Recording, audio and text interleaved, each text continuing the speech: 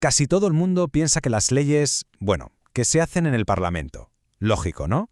Pues hoy vamos a darle una vuelta a esa idea. Vamos a conocer a los otros legisladores, a todas esas entidades que, sin pisar el Congreso, acaban creando un montón de reglas que nos afectan, y mucho, en nuestro día a día. Si se pregunta por ahí quién hace las leyes, la respuesta casi siempre es la misma: el Parlamento, el Congreso, el Senado, vamos, el poder legislativo de toda la vida. Pero, ¿y si eso fuera solo una parte de la historia? La realidad, como vamos a ver, es bastante más compleja y, la verdad, mucho más interesante. Pues va a ser que no. O sea, no es tan simple. La creación de normas no es una autopista directa que va del Estado a la ciudadanía. Para nada. Es más bien un laberinto, una red, un mosaico, si queremos, lleno de actores que van tejiendo las reglas del juego. Venga, vamos al lío. Este es el plan de ruta. Primero, una vista de pájaro. Luego bajamos a lo local, a las normas del lado de casa. Después nos metemos en los clubes con sus propias reglas. Vemos quiénes son esos expertos que mandan y terminamos con la letra pequeña, esa que siempre es la más importante. A ver, el problema de la visión tradicional del derecho es que solo mira al Estado. Es como si tuviera una visión de túnel. Pero la realidad jurídica no es una pirámide con el gobierno arriba del todo. Es, como decíamos, un mosaico. Un puzzle enorme con un montón de piezas distintas que tienen que encajar. Y empezamos por lo más fácil de entender, por lo que tenemos más a mano. Esas normas que no vienen de Madrid, sino, bueno, de la Plaza del Pueblo, básicamente. La clave de todo esto es una palabra: autonomía local. Y ojo, que esto es fundamental. No es que el Estado les dé permiso a los ayuntamientos como un favor, que va. Es la propia Constitución la que les reconoce ese poder para que se organicen y creen sus propias normas. Y claro, esto no se hace a la ligera. Crear una ordenanza que es como la ley de un municipio sigue todo un proceso. Es casi como hacer una ley en miniatura. Primero hay una aprobación inicial en el Pleno. Después, y esto es muy importante, se abre a consulta pública. Un mes como mínimo, para que la gente opine, proponga, se queje. Y solo después de todo eso se le da el visto bueno final. Democracia de cercanía, vamos. Aquí entramos en una de las grandes peculiaridades de nuestro sistema, porque además de las ordenanzas de toda la vida, en los territorios históricos del País Vasco, están las normas forales. Su poder no viene de la Constitución del 78, sino de los derechos históricos, de la foralidad. Y esto les da un estatus especial, casi como si fueran leyes. La consecuencia más directa es que pueden regular sus propios impuestos, algo que en el resto del territorio es competencia exclusiva del Estado. ¿Y por qué es tan importante todo esto? Pues porque estas normas locales no son ninguna tontería. Son las que deciden cosas tan del día a día como si se puede levantar un edificio en una parcela, cuánto se paga de IBI o a qué hora pasa el camión de la basura. Vamos, que nos tocan el bolsillo y la vida cotidiana directamente. Bien, dejamos el territorio y pasamos a otro concepto. Ahora las reglas no van ligadas a un lugar, a un mapa, sino a las personas, a los grupos a los que pertenecen. El concepto técnico es vigencia personal. Pero la idea es súper sencilla de entender. La norma te sigue a donde vayas. Da igual donde estés físicamente. Si alguien es abogado, por ejemplo, las normas de su colegio profesional se le apliquen, esté en su despacho de Madrid, de vacaciones en Sevilla o en un congreso en Bilbao.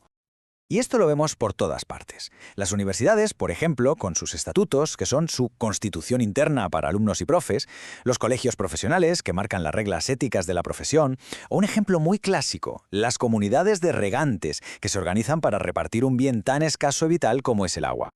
Al final, estas reglas del club son clave. Son las que garantizan unos estándares de calidad y ética en una profesión, las que ponen orden en la vida universitaria o las que hacen posible que se gestione un recurso común sin que todo acabe en un caos. Vale, cambiamos de tercio. Ahora vamos a un fenómeno más reciente, el poder de los expertos. Hablamos de esas agencias independientes, muy técnicas, que crean regulación un poco al margen del politiqueo del día a día. Seguro que los nombres suenan: el Banco de España, la CNMV, la que vigila la bolsa, la CNMC, la de la competencia. La idea detrás de su creación fue precisamente esa: sacar ciertas decisiones muy técnicas del debate político y dejarlas en manos de gente experta y, en teoría, neutral. Y su herramienta principal son las llamadas circulares. Para entenderlo fácil, si una ley del Parlamento es el esqueleto de una ley, las circulares son los músculos y los nervios. Son el detalle técnico, la letra pequeña que dice cómo se tiene que aplicar esa ley en la práctica. No inventan una ley de cero, pero son obligatorias y bajan al detalle más fino. Pero es que además tienen un as en la manga, una herramienta súper potente, lo que se conoce como soft law o derecho blando. Emiten guías, recomendaciones, que en principio no son obligatorias, Pero ahí está el truco. Funcionan con el principio de cumplir o explicar. Esto quiere decir que si un banco, por ejemplo, no sigue una guía del Banco de España, tiene que justificarlo públicamente y muy bien. En la práctica, nadie quiere tener que hacer eso, así que es una forma de obligar, pero sin imponer. Sutil, pero tremendamente eficaz. Y llegamos ya al rizo del rizo, a la letra pequeña de la letra pequeña, a esas capas de normas donde la línea entre lo que es público y lo que es privado se vuelve muy borrosa. Fijémonos bien en esto, porque es una pasada. Por un lado tenemos las normas, como las famosas normas UNE. Las elabora un organismo privado y son voluntarias. Una empresa decide si las sigue o no. Por ejemplo, una norma sobre la seguridad de un juguete. Pero aquí viene el giro de guión.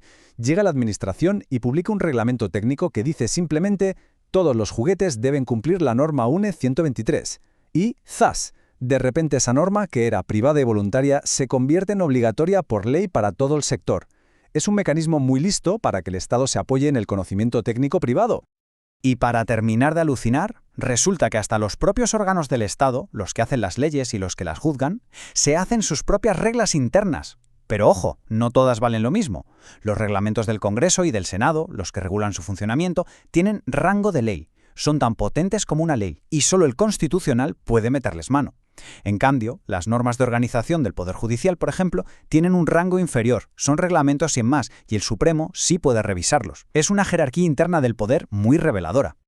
Y todo esto importa, y mucho, porque cierra el círculo. Nos enseña cómo el conocimiento más técnico se acaba convirtiendo en ley de obligado cumplimiento y cómo hasta las instituciones más altas del Estado necesitan ponerse sus propias normas para poder funcionar correctamente.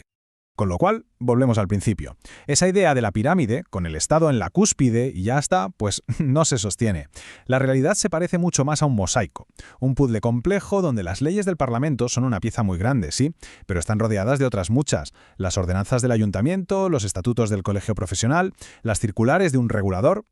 Para que nos quede clara la escala de todo esto, en este ratito hemos hablado de más de 10 tipos distintos de organismos que tienen el poder de crear normas que nos obligan a todos. Más de 10. Y esto, claro, nos deja con la pregunta del millón flotando en el aire. Si las reglas del juego no las dicta solo el Parlamento, si también las dictan un ayuntamiento, un colegio de abogados o un comité de expertos financieros, entonces, ¿quién tiene de verdad el poder para moldear la sociedad?